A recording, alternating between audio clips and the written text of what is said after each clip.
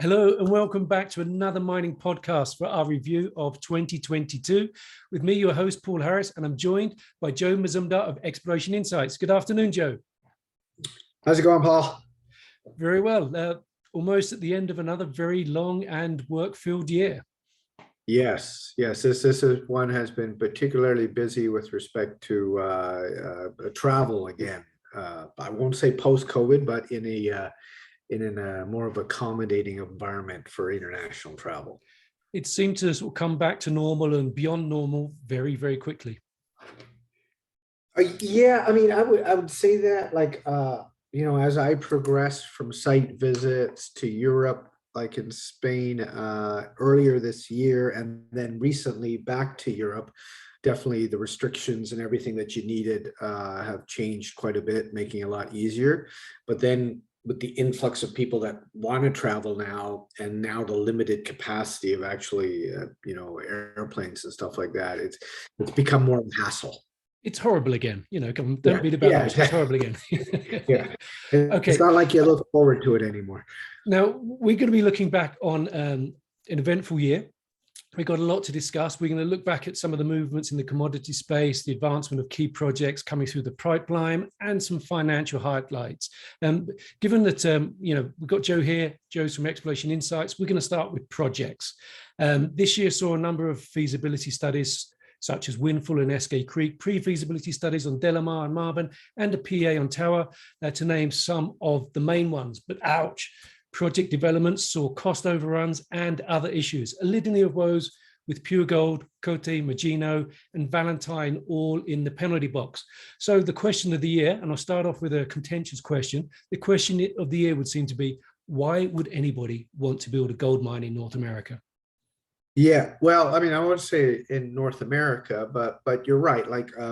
When you're looking in an environment of flat to gold prices potentially going down as interest rates are going up and real rates are climbing in an underlying and inflationary environment for what you're doing. So if you did a scope to scope study about how your costs have changed from a couple of years ago to now, it's easily a 30% increase.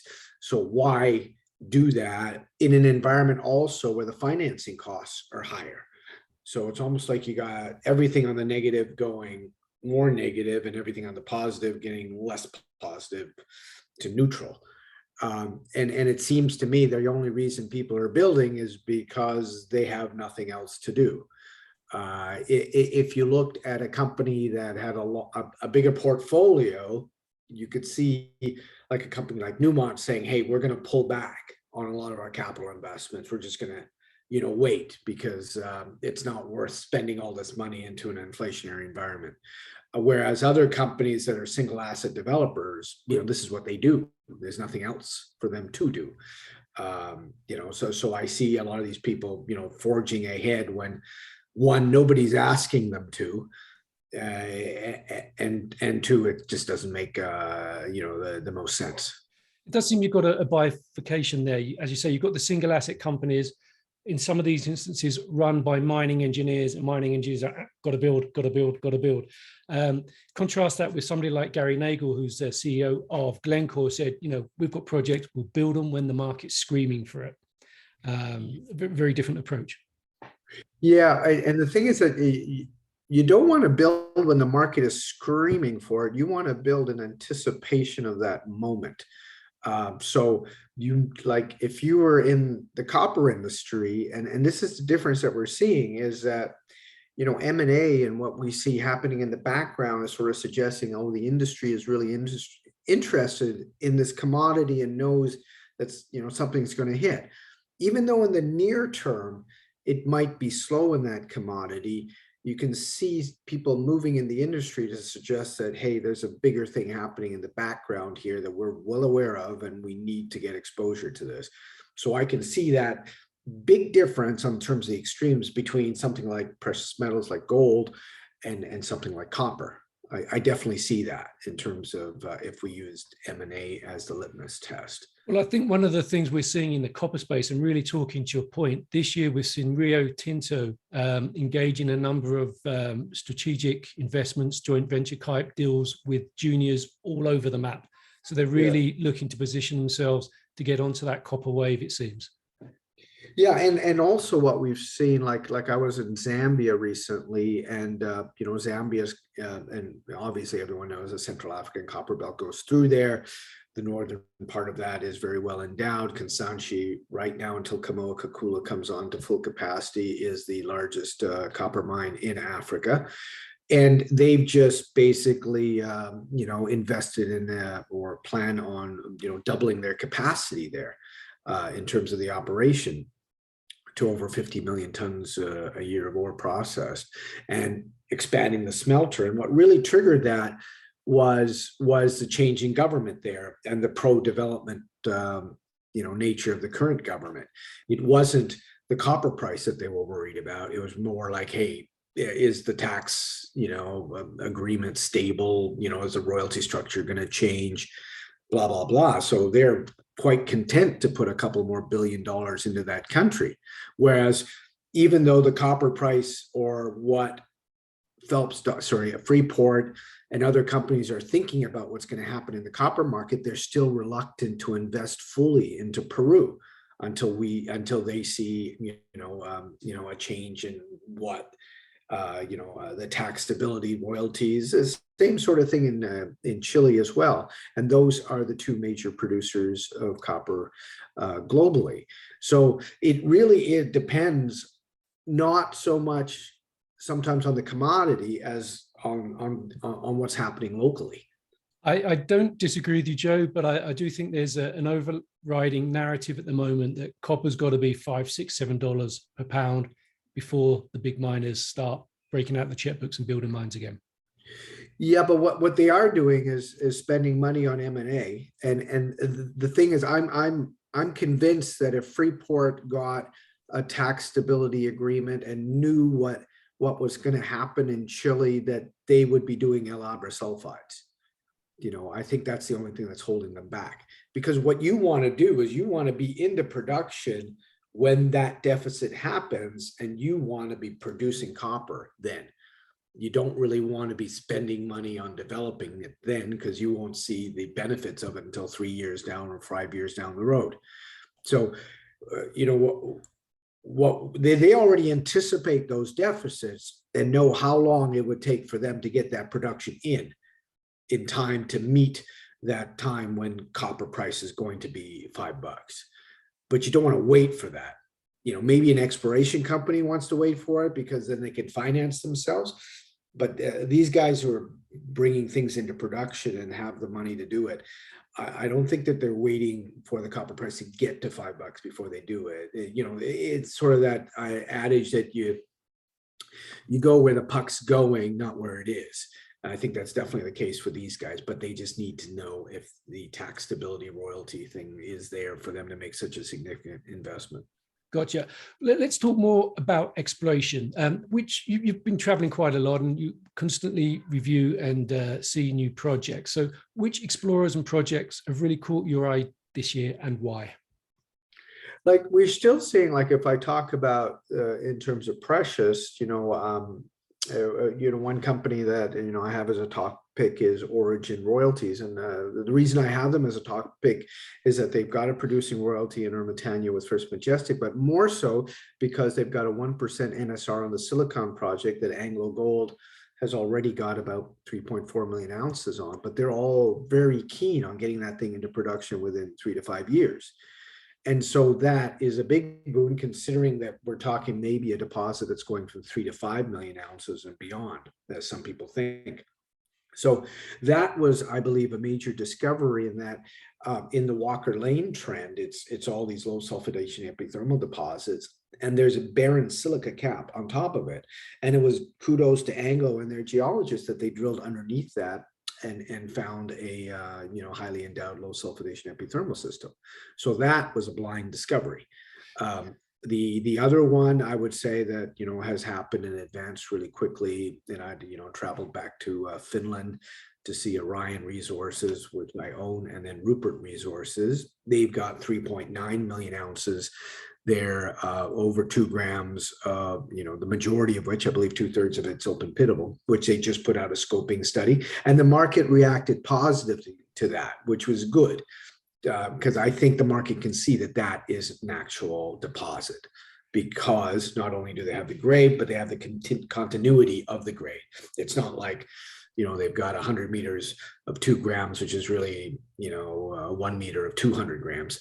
It's consistently mineralized throughout, which, I've seen the core, I've been up there, and really, I mean, those sort of things you can see happening. Like recently, my last visit was to Guyana, where you've been as well, to see Reunion Gold and G2. And Reunion looks like they're drilling out a mineralized system that has that same continuity, whereas G2 to the north are dealing with, shear systems that are more higher grade, thinner.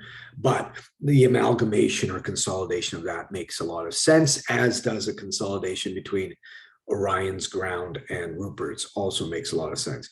And I see that sort of ability of management teams to see that we're better together, rather than me sniping on you that your thing isn't as good as mine or whatever, because they need to put this stuff together to see a scope or a site to 5 million ounces and a tier 1 asset to attract a major to come in and consolidate the entire thing.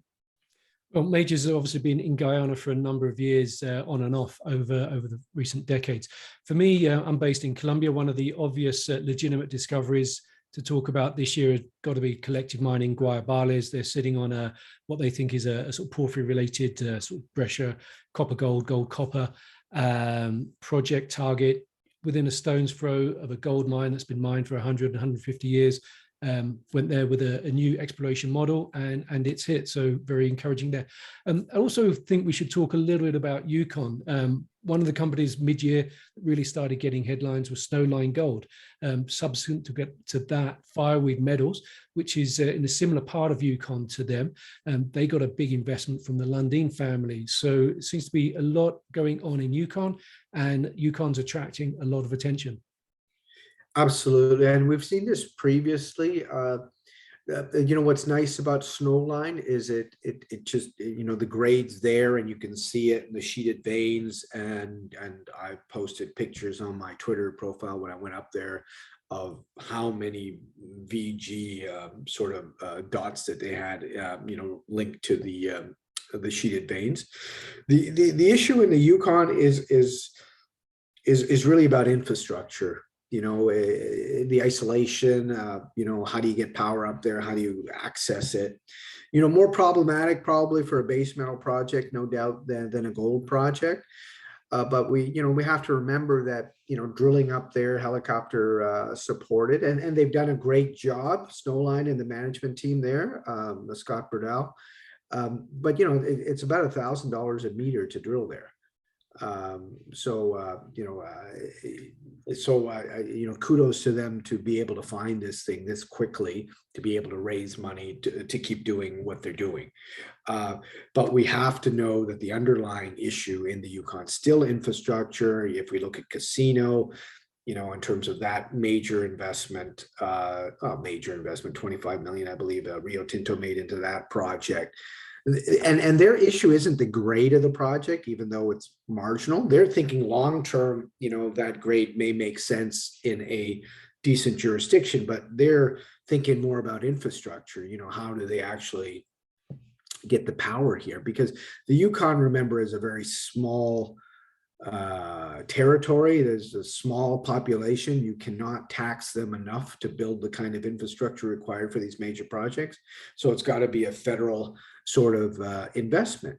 But interestingly, now what we're seeing is, with the critical mineral policies that people are putting together, is that we're seeing other entities come in and make major investments into projects or processing facilities to basically speed them along.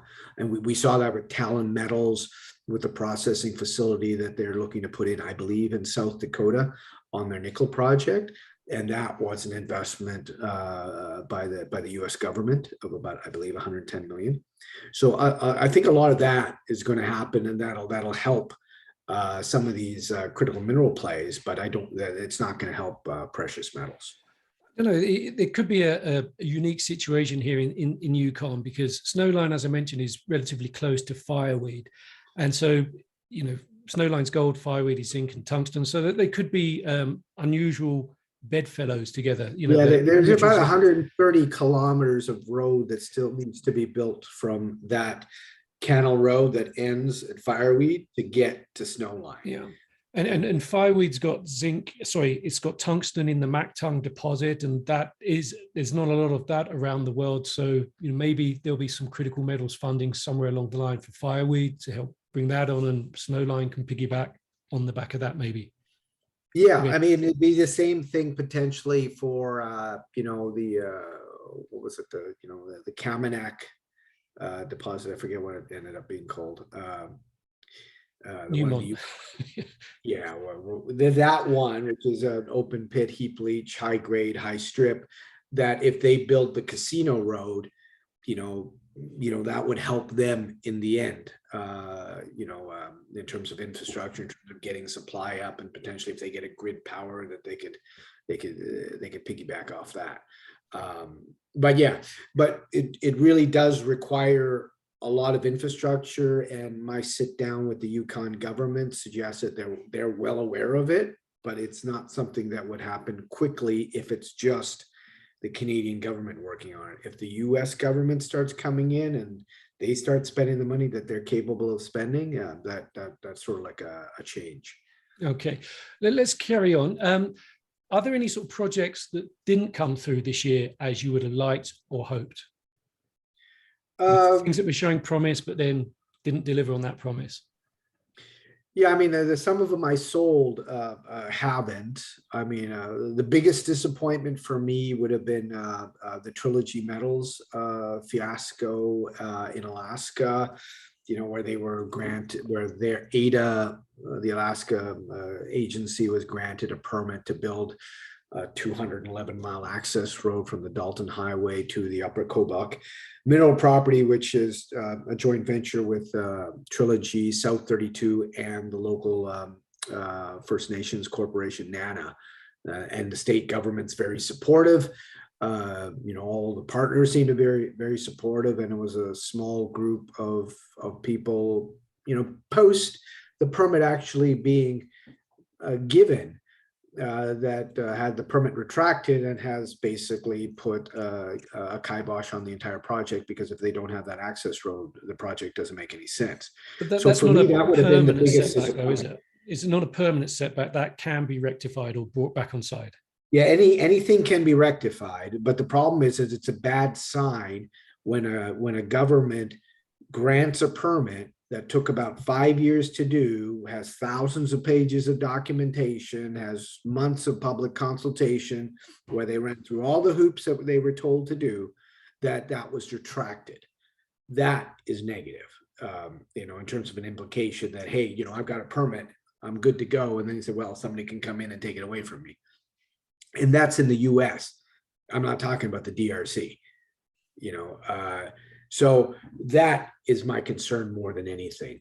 With a change in government, a change in Congress right now, and a push for critical minerals, maybe we can see that come back, and that's basically my hope. So even though I put a sell in the letter, I mean, it's just too cheap to actually outright sell, but I'm highly negative on the fact that we're sitting here waiting for the government to do something with no deadline. And as we all know, a government doing something with no deadline, what is the incentive? So highly negative until there's some good news. Yeah, and it's going to be more political, and to wait for political news is, who knows? So I would say for me, that was the biggest negative. Another negative would have been political as well. Guatemala, pro-development president in that, but the permitting for the Cerro Blanco project for Bluestone has taken forever and continues to take forever, and so that was another thing that I sold out of. Okay, let me sort of ask you quickly about copper. We both follow copper a lot. You've talked about Trilogy in Alaska. You've also visited Arizona this year. There's a number of copper explorers doing good things in Arizona, and San Juan in Argentina. There's a lot of good things going in Argentina. What is your takeaways for the year from those two jurisdictions and the projects there? Yeah, like I worked in Argentina a lot, so I'm pretty familiar with, the issues there. Infrastructure is big, and there's no longer that ability to cross the border and get that, added bonus about being able to bring infrastructure in from the west, from Chile, and then also use that easier access to the ocean to go west. Most everything in terms of feasibility studies and technical reports are going east. And that'll depend on Argentine infrastructure, which, as we know, the inflation rate in Argentina is almost 100%. Logistically, it's not easy to do things there. And most of these projects, are well over 4,500 meters. So that would be a big spend, and you'd want to spend it knowing that you've got a huge project that would last a long time and would support all that infrastructure, making the cost per pound a lot cheaper. There is some infrastructure in place. Correct me if I'm wrong. There's, Alumbrera has a railhead that goes to the Atlantic. But Alumbrera is in Catamarca. Okay. San Juan is nowhere near Catamarca in terms of, and that's a railhead to get to the Rio Paraná, which is in Rosario, where my wife's from. So that's a lot of infrastructure to get there. It's not as if there's not highways, and if you got a project at a lower elevation, you could get grid power, and people are bringing in more solar. I'm not saying it's a dead issue, but it's in Argentina, things don't move that fast. The lithium thing has been good, but the lithium thing doesn't require a heck of a lot of infrastructure, with the brines, and it's easy to take out in that. With a big copper project, it's more of a logistic issue, and that requires a lot more power and a lot more downstream infrastructure as well by taking the concentrate out. So a couple of common themes that are really surfacing is, the political situation in anywhere you're looking at a project, and the infrastructure. I know that, Glencore, through their acquisition of Xstrata, and, they're really super keen in the Alumbrera district, as Alumbrera comes down, to keep that process facility running by feeding it material from Agua Rica. Because nobody in Andalgalá, which is the town close to Agua Rica, wants a processing facility there and wants them polluting the already polluted waters there. They would rather that, whatever ore they can get is shuttled to Alumbrera, but still all that has to work out. Well, that has a new wrinkle on it, or will do very soon, with Yamana being taken out by Pan American and Agnico Eagle Mines. Pan American will get Yamana's assets in Argentina, which include the Mara project, which includes the Agua Rica. So there's going to be new owners of that, and perhaps a new direction there. Yeah, I don't think, let's just say, I don't think Pan American or Yamana or anybody other than Glencore is the tail wagging that dog. It's all about permitting and developing. Glencore is super keen on doing it, and it's just a matter of all the other partners having the kind of capital to bring it into production. The big winner in that, I would say, would be Sandstorm, because they do have, I believe, a stream or a royalty on some of the precious metals from Agua Rica. So if that ever hits their balance sheet, that would be a big positive. But Pan America is going to end up with a whole bunch of high value assets that are in sort of purgatory, like Escobal, Navidad, and now Mara. And then a whole bunch of marginal projects that they're actually operating, and more so now from the stuff they got from Yamana. Isn't that the quintessential minerals bank concept? Yeah. It's a bank that you keep got to put money into. And, and you never get it. Perhaps not what their strategy is. Okay, but that gives us a nice segue into the next part of our conversation. Let's start talking about some of the financial things. We'll start off with M&A. Let's start with Yamana, where we're already at.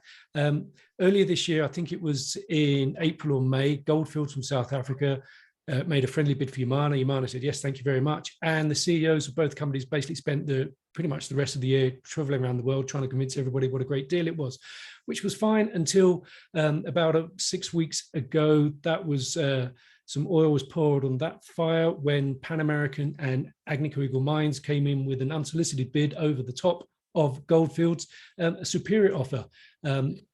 As I mentioned, Pan American will get Yamana's assets in Latin America, and Agnico Eagle Mines will get Yamana's 50% of Canadian Malartic in Quebec to consolidate its ownership there. So a lot to digest there, Joe. What does this transaction say for the gold market at this time? You know, we've got a hostile bid, we've got a second bid. There's various different threads here. Yeah, I would say that deal with Goldfields and Yamana was shaky at the outset. Most Goldfields shareholders did not want them to make that acquisition, which is reflected in the way their share price dropped when that announcement was made, and how their share price recovered after they said that they would not match the combined Agnico Pan American offer. And also there were shareholders on Yamana's side that wanted them to up the price, and they weren't willing to do it. And so when Agnico and Pan American came in, they thought, okay, great, that's the one we'll take. Goldfields, thank God, just did not up the ante on that one, because for me, initially that consolidation didn't make a lot of sense. And I think we've discussed that before. But if we want to talk about the biggest winner on an M&A transaction year to date with a couple of weeks left, I would say Agnico on getting that other half of Malartic, which they've been trying to do since they made that acquisition with Yamana originally. That was for them the jewel in the crown, and now they've got a bigger jewel by taking Yamana's stake. And it's an easy transaction because in terms of technical execution risk, you're already operating that mine. So there's none of that. It's just about the number.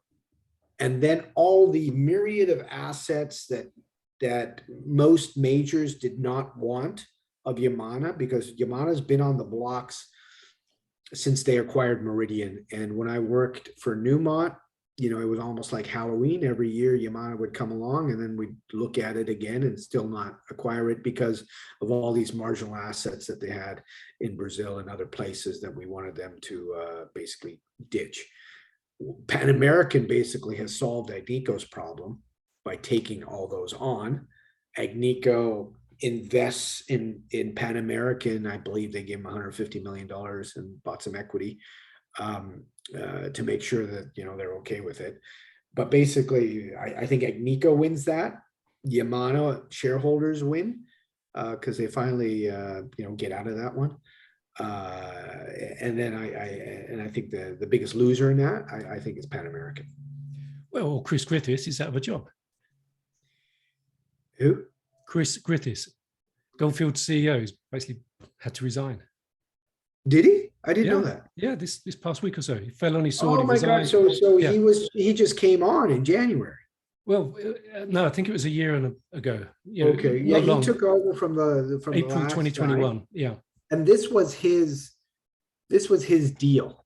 This was like his deal to put his stamp on this company, like this is my company, and that failed.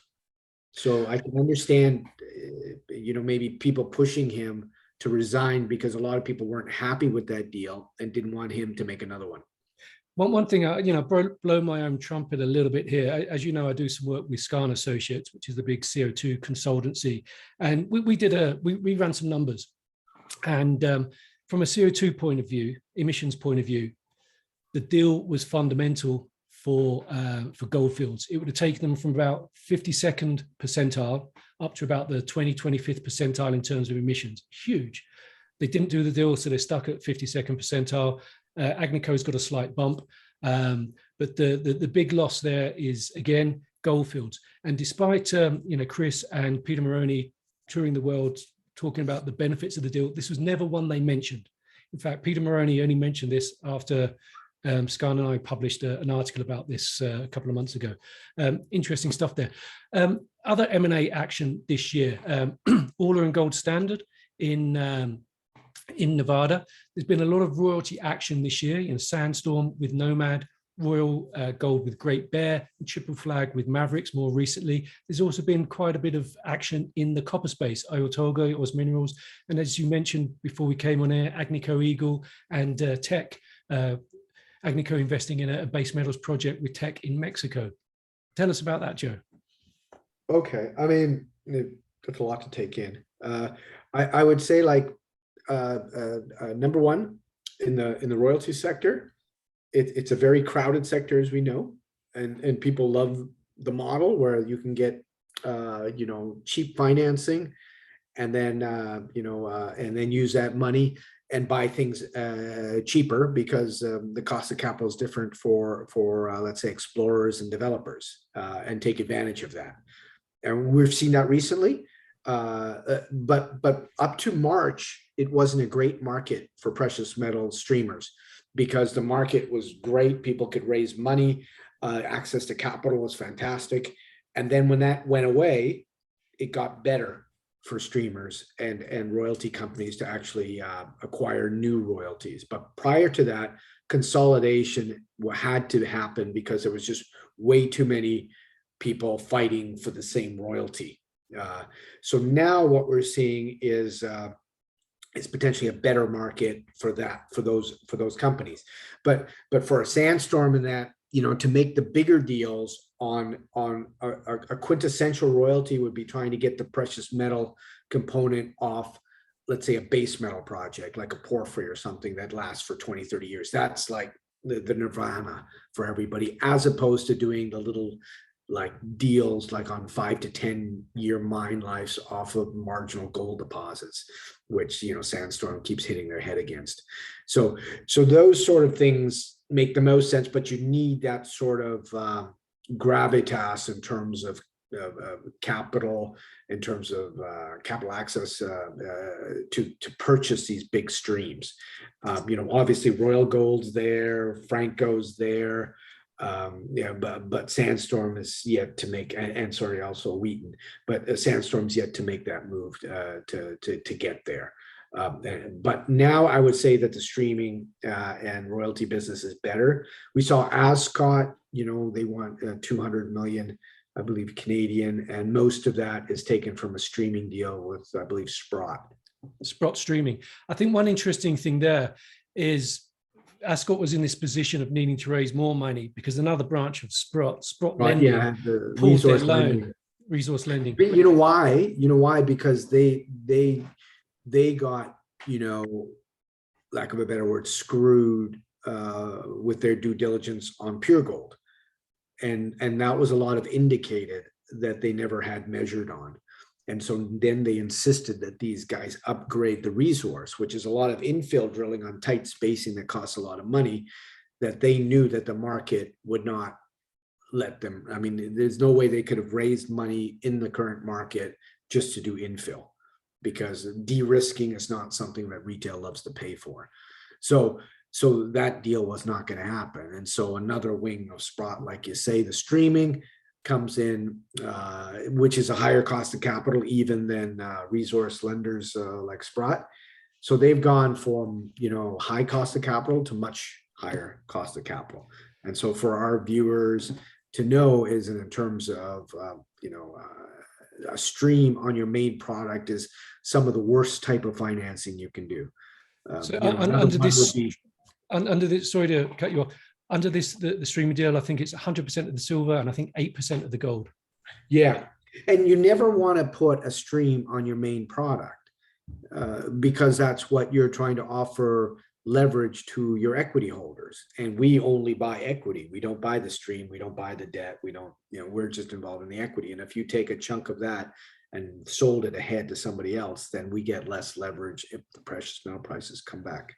I want to sort of bring in another aspect here, because I think this year, because of the conditions of the financial markets and low share prices, we've seen a number of, let's say, non-traditional financings. We've spoke about doing streams on your core product, which for some people, for many people, may be a no-no. But we're also seeing convertibles coming in, convertible notes, and also we're seeing funds coming from a new source, and the Ascot deal is a case in point. That included a sort of $45–50 million Canadian equity investment from a Peruvian company called Cory, which most people probably haven't heard of. Cory is a very successful Peruvian gold miner, but they're branching out of Peru. We talked about political risk early on. They're looking to diversify as well. And this struck me as having similarities with the Hochschild, another miner that's precious metals miner that's very big in Peru. They bought the SNP operation, the SNP project in British Columbia. Peruvians and also a project in Brazil. Yeah. Also a project in Brazil. And yeah, we can see different sources of funding, especially from people from companies from mining countries. And that's a sign with respect to Peru that these guys have made money in Peru, but their next investment is not in Peru, which is interesting. But we're also seeing, a lot of money being made, obviously, in oil. So in the Middle East, they want to push for mining in the Arabian-Nubian Shield. And so they're raising a lot of capital. They already have a lot of money to develop projects there locally. So, the demand for projects is there as well, because, there's a lot of capital there to build them. I was at Mines and Money in London at the start of the month, and the event seems to be sort of pretty much owned by the Saudis now, promoting their mineral company Madan, and also their big minerals conference, which takes place in early January. Yeah, and that place, somebody told me, was a place where there was more chandeliers than bathrooms. So it's an interesting place, but again, a lot of money. We see a lot more Formula One races there. We see the World Cup there now, and they've invested hundreds and hundreds of billions in Doha to build all the stadiums, and they don't expect more than $100 billion in return for what they spend. But that negative investment is to show people that the Middle East is well endowed with respect to not only capital but resources, and there's also minerals there that they want to develop, but they don't have the expertise on the mineral side. We're rapidly running out of time, Joe, unfortunately. So one final comment about the other Asian financial hub, China. China's been deploying its money again significantly in Latin America this year in lithium. It's also invested in cordon minerals and SolGold in Colombia and Ecuador copper projects there. Canada's taking a dim view of China investing in critical metals project. China's going to continue to be a major role in financing projects going forward, it seems. Yes, they will. The thing is that, but it's specifically to countries that they feel they can operate in, with not too much social license to operate issues where they could talk to the government. So that's been happening in a lot of African nations, but now I see the US because they've got their new critical mineral policy, going to the African nations directly and trying to make deals with the DRC as well as in Zambia. I think that just this week. Well, unfortunately, Zoom is going to cut us off, Joe. So thank you very much for joining today. It's been a fascinating conversation. Best wishes for Christmas and the new year. All right. Thanks, Paul. Hopefully we'll see you in the new year. And that's it for another mining podcast review of 2022. Join us for more in 2023 with me, Paul Harris, and with Joe Mazumdar. Thanks, Paul.